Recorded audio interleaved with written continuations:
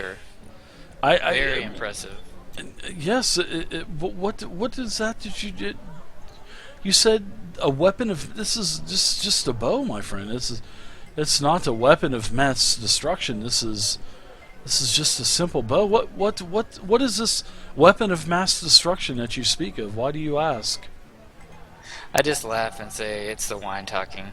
Please forgive me. Ah, she just kind of looks at you and just kind of turns her head a little bit. She says, "So is that why you're here at the table with me? I am no prize to look at, as you can see. I have leaves in my hair. I am all dirty. I stink like high hell. I'm sure I'm probably grossing you out with my body odor right now. I haven't bathed in 6 months. But no, this is not a weapon of mass destruction. Who else? Your friends that were back here in the room. You were in the private room back there. I believe... Oh, there's the sign. It has a big piece of meat on it, and it says, the Delmonico room? What is a Delmonico? I wonder what the humans call, or the halflings call, a Delmonico. I'll have to ask the proprietor of the bar. I believe that's a delicious steak. Well, then just call it the steak room. Do the halflings or humans call steaks different names? They do. You know how they are. And I laugh. So what is the deal with your companions? I see that they're mingling. I see, as a someone as a tracker, I tend to notice things. And now that you've brought this to my attention, what were you doing back there in this? And she does the air quotes with her fingers, the Delmonico room. Because you went back there several times. I mean, it's like it wasn't obvious or anything that you guys were doing this. You have one of your friends, he's acting like a fool dancing on top of the bar. Everyone throwing all of the other drunk companions. And by the way, I'm not drunk. It was just part of the act. Because, this is part of my job. But I am on R&R, and I do patrol the Quivering Force, but I'm kind of interested. What is this weapon of mass destruction? You've definitely piqued my interest. Because, like I said, I've seen you and your friends going back into the Delmonico room several times. That's simply our room where we gather. We kind of have privileges here at Madame Frion's. We've been staying here for quite some time, me and my friends. And when you spend so much time together, you kind of want to mingle with others, especially at such a busy time as this. I'm sure you understand. I'll take a drink. Yeah, she's taking a drink of her wine as well. Let's see.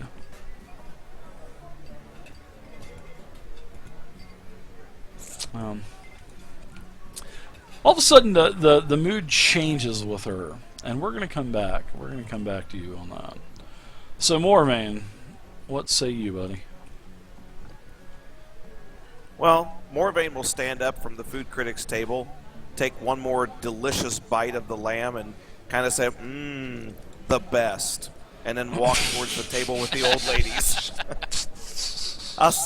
I'll let you get back to critiquing. He just shakes his head and says, well met, my friend. Well met. Yes, good travels. So he walks up to the table with the two old ladies, and he says, well met. He says, happy the two old Evenfest. Yentas up there. All right, so yeah, these two right here. Sure. Yeah, these old women are dining together. You've seen these two women basically here night after night after night. Any time that you are in Madame Friona's tea kettle, these two older Yentas, they are here. And it seems like they are tonight. It seems like they're spending more time looking around the room and chatting with each other more than normal. And Omi had told you that one of the women wears a necklace that is radiating magic. And the two elderly women, they smile at you, and they say, "Oh, sit down, honey. Have a seat, darling." I don't mind if I do. You actually know their names already. Their names are Esma and Eve. And these are two widows that have grown accustomed to coming here, multiple times a week, all these women do. Esma and Eve, you know them as the gossipers of the tea kettle. You know, they just love to watch people. They love to gossip about these people, and they love to start rumors. And these two are just yammering on. These two are just saying, "Oh yeah, honey, and you know, one of them's smoking a pipe, and she says, "Oh yeah, honey, I would fry the bastard if it was my husband. Oh, God rest his soul, more than God rest his soul. I would fry the bastard if I caught him in a tub with several other ladies, darling. Yeah, I would fry the bastard." And they're just yammering back and forth. They're not even giving you a second to even get in on the conversation. But this is but sit down, darling. You're a cute one. We've noticed you in here. Your name is Morv, right? Yes, Morvain to be precise. Tell us a little bit about yourself, darling. Oh well, I like to study the arcane arts, and I know that you guys have. Oh, we don't care about that. We want to hear the juicy stuff, darling. We want to talk. We want to talk. Have some coffee. Let's talk.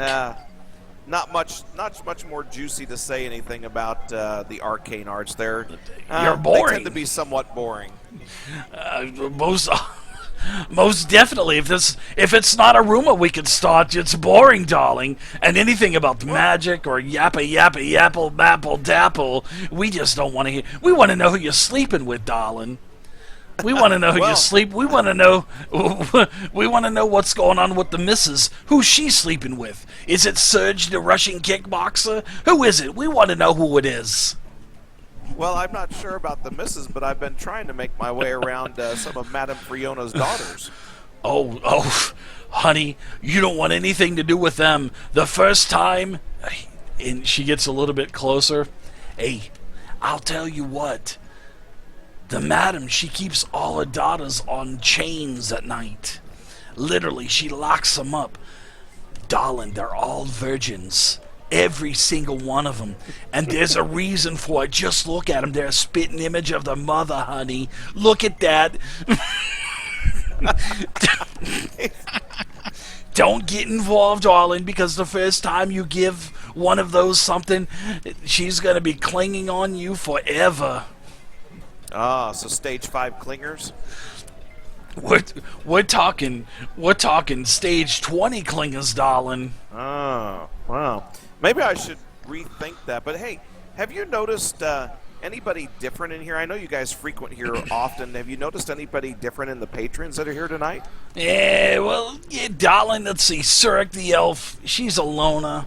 I don't know what the hell your friend over there is trying to do with her, but she seems to be a little giddy tonight. But she's usually in here once every couple of months. I think she's one of those hippies that loves the forest, if you know what I mean. Let's see. Yeah. Yeah. Then there's Yana. She's the dwarf over there. She's into like all this forgery and stuff. And when I mean forgery, darling, I don't mean the forgery where you're writing names. I'm talking about she loves to bang metal. Like she said bang metal a couple times. And darling, we know everything about everyone around here. Shula, the old food critic, he's a moron. This guy thinks that the food here is terrible. Well, I got something for that moron. This food is delicious, and it's free, so beggars can't be choosers, darling. Yeah, beggars can't be choosers. But the other people, the old guy that Yana's with, he's a little weird. We've never seen him before. And the little people down there, they're the ones that are dancing and singing to old Banderas. And let me tell you about Banderas. He's got more STDs than everybody in this place combined. So if, darling, believe me, I had to get checked out about 20 years ago with him. But he's a lot older than he portrays himself to. He's a ladies' man, or so he thinks he is. Yeah, it's been he kind of seems to known think that he is. sometimes he kind of swings the other way, if you know what I'm saying. So your friend, Oh. yeah, he may be going after your friend Omi. You just get a little bit more alcohol I'd at have him, to he let Omi may. know about that. Oh no, don't tell him. Let it be a surprise, darling. It'll be great. It'll just be our little secret. Oh, it'll be our little secret until you leave the table, and then we're gonna spread the rumor. Isn't that right, Ever? Oh, all of you over there just like, oh, that's right, Esma. So I noticed that fine necklace that you're wearing. I mean, where did you get that? Oh, from my honey Stan. God bless his soul. It was a gift. Oh, It was a it looks gift to very me. exquisite. It's very exquisite. You're not a burglar, are you? That's not what you do here in Phlan. You don't want us to spread no rumors that you're some type of degenerate. I mean, you're actually a pretty nice-looking, pretty good-looking fellow too, if I might add. But Why, thank you. No, we're defenders of Phlan.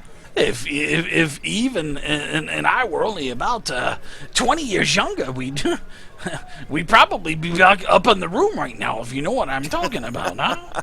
Oh well, I'm sure that we could. I'm sure that we would be 20 years ago. I'm sure I'd say probably more like 30 years ago, darling. Oh, darling. All right, 30 years ago, I'll take that. How's your coffee, darling? Oh, it's quite delicious. And I kind of say this kind of loud so the food critic behind me hears me. It's delicious just like all the food here in Madame Friona's. You hear a couple of people say, "Hey, yeah, Madame Friona's, yeah, she's got the best food of all." And then, you hear old Schuler over there, the food critic, he's just kind of grumbling. Too much safflower oil. Safflower oil, how it's the worst of all. So what's the necklace made of that you're wearing? Why all the questions about my necklace, darling? I thought we were talking about you. Again, I study a lot of books and read a lot of books. And what did I say already about books and magic, darling? Oh, I understand you don't like it, but in my Boring. studies, I kind of it intrigues me.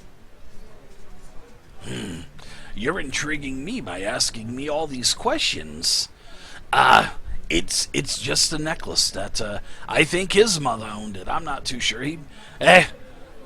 Old Stan, I don't know. God bless Stan. Yeah, I don't know where he got it. Bless Stan. Yeah, rest his soul. I raise my coffee mug to Stan. Yeah, the cheating bastard. Yeah, to Stan. As I spit my coffee out all over the table. Oh, the cheating bastard. Oh, God. Too good. All right, so, go ahead, Morvan. I'm sorry about that. I'm thinking to myself, well, this is strike 3. They're talking about who you're sleeping with and all this other stuff. They're trying to get to the juicy info, and you're just talking about magic and arcane and stuff. It's boring, all he honey. thinks about. You're boring. Get laid, darling. Talk about something besides magic. There's lots of girls here. Like I said, darling, just don't choose one of the madam's daughters. That'll be trouble for you. Okay, I'll take that advice. All right, darling. Ta-ta! We'll talk again sometime. Omi. What say you, Omi? I'm finishing up my performance, heading my way back over to Banderas. And as I get over to Banderas, I finish my performance with a flourish and a bow. And I whisper to Banderas. Well, first of all, I say, "And now, everyone, thank you. And now back to Banderas." And I whisper over to Banderas. "I think the redhead over at the bar kind of likes you." Give him a wink, and then I'm going to head down to these halflings.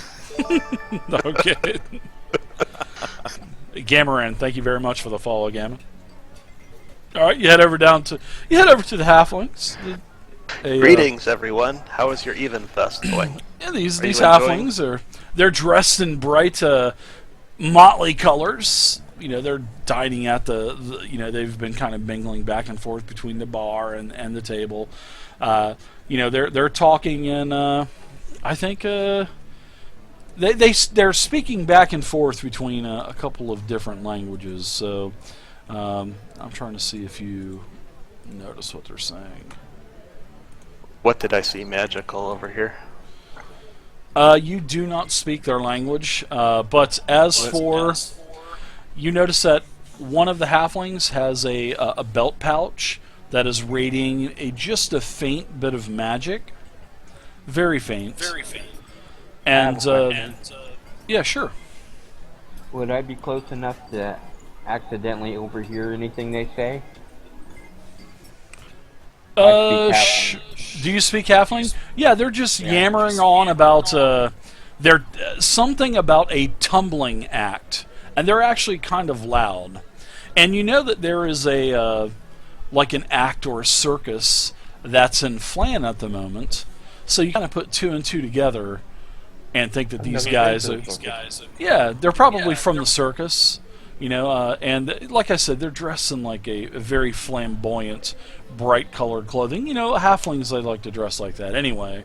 So, but yeah, you kind of put two and two together. So I they're fit right probably in. tumblers, yeah, exactly. So as you approach the table and you say, "Hey, greetings," and I'm sorry to cut you off there, by the way, Omi. So, what else were you saying? I say, greetings, everyone. How is your Evenfeast then? Greetings! Greetings! What brings you to Phlan? Ah, we are part of the circus. We're part of the tumbling act, my friend.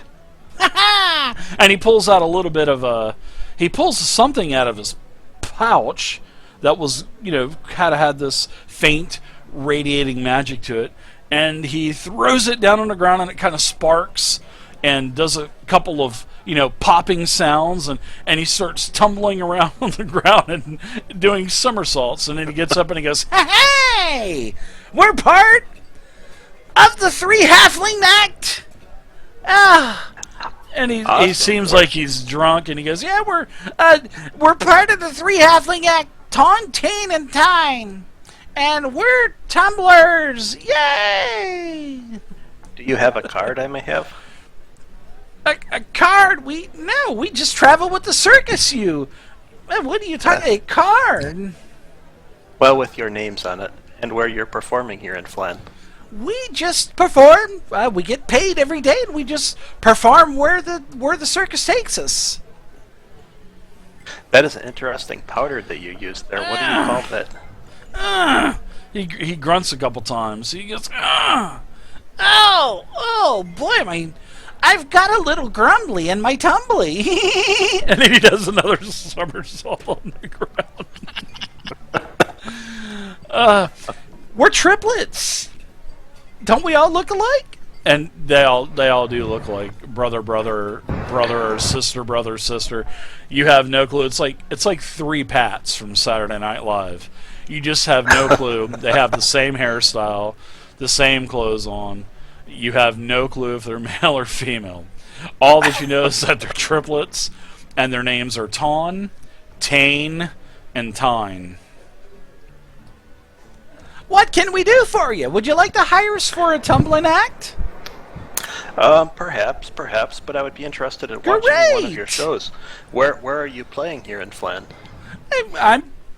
We're pretty sure. I just told you we're part of the circus, so we're just down, probably on the other side of Phlan. I've kind of lost track of time and where we're at. What bar are we at tonight? Tine and Tane? Yeah, and then they start yammering back and forth, in, you know, half common and half another language you just don't understand. But yeah, I could use. Go ahead. No, go ahead. I could use some of that powder for my act. Thanks, Where can I buy Gamarone. some of that? Oh, this is the secret. As he kind of does a twirl like you were doing. He's kind of imitating you now. This is the secret to our performance. Can you show it to me again? Come closer. Come closer, I'll show you. I do. But you can't touch. you just can't touch. Fair enough. And he, you put your head down there by his crotch because his pouch is down there by his crotch, and he opens up his pouch, and you're looking. So he kind of shifts the pouch over in front of his crotch and opens it up. Oh no. Yeah, and and it looks like it's filled with sand, and then he looks up at you and he says, "It's a magical dust." And it does different things. It'll sparkle. It'll cause smoke. It's really fun stuff. We get Very it. interesting. Yeah, we get it. We get it from time to time, and when we go to bigger towns, it's just called magic dust. Can I tell if they're? I take a look at their hands and their muscle structure, and can I tell if they're really performers? Yeah, they're in like poofy, like MC Hammer pants from the 1980s and poofy shirts, and they're probably in their performing outfits because they all match. Okay. Well, I wish all of you But they seem agreed. like they're a good build, though. Yeah, sure. Yeah, you can just look at them and tell. Yeah. Thanks a lot for hanging so I out, don't Gameran. suspect these guys at all, Hope so you're I'm going to say enjoying I it. wish you a great for the follow. rest of the Evenfeast here. And as I get up and bow to them, Ho-ho! And anytime you need the services of Ton, Tane, and Tyne, the triple T's of the carnival, you just let us know. We're always available for hire. Absolutely. We do parties. We do bar mitzvahs as well. Whatever you need us, we'll be there. A very small nominal fee, but we do put on a hell of a show. Especially when we break out the donkeys. I'll be sure to drop by for one of your shows sometime. Absolutely. We'll be Farewell, looking my forward to friends. you. Goodbye. I'm going to make my way back to our home table. This has been so fun. So fun. And I'm going to just wait there for my friends to finish. So are you doing like the what was the secret movement or code word or whatever because I remember you were saying that you were going to let everybody mingle for 30 minutes and then go back into the Delmonico room as I'm making air quotes. What actually, was the Delmonico? It's so awesome. I'll actually just peek around the corner and cast message spells to my friends. If you're done, let's meet back here. Nice. Is that a cantrip, right? Yep, just a cantrip. And that's where you can communicate with your anybody that you want to, right? Anybody within 120 That's feet. willing? It comes to them anyway, I think. Okay, all right. But they get the message, and then if they want, they can whisper back a short message. Very good. All right, so everybody gets the message. Meet back in the Delmonico room. Stat. Yeah, D&D's a great game. The old Gamer, ladies a good evening and a happy Everfeast, and head to the Delmonico room. Oh, yammer it up, darling. Start any rumors that you want, and we'll just modify them. And she takes a big drag off of her pipe. Goodbye, darling. Ian pipe breath billowing out. Oh yeah, and you could as you're walking away from the table, you can hear the lady saying, "Oh yeah, darling, I would shag him rotten if I was only 30 years younger, darling." And one of them said, "I'd shag him right now." So good. You said we can whisper back, right? Sure, yeah. Yeah, you can whisper us. You can whisper me a short message back.